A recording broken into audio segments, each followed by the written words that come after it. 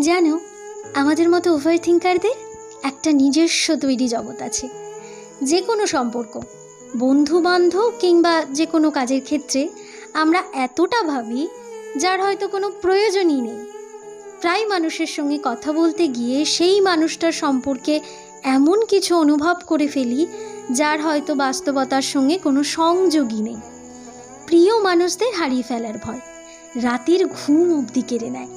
নিজের তৈরি জগৎ থেকে আমরা কোথায় বেরিয়ে আসতে পারি? কখনো কখনো মনে হয় এটা একটা জালের মতো, যা প্রতিদিন একটু একটু করে জট পাকাচ্ছে। এই ওভার থিঙ্কিংয়ের জন্যই হয়তো আজ সম্পর্কগুলো একটু একটু করে দূরে সরে যাচ্ছে। এই অন্ধকারে চেনা পরিচিত মুখগুলো আজ যেন কেমন ঝাপসা। সত্যি তো, একজন ওভার থিঙ্কারকে বোঝা অতটা সহজ নয়।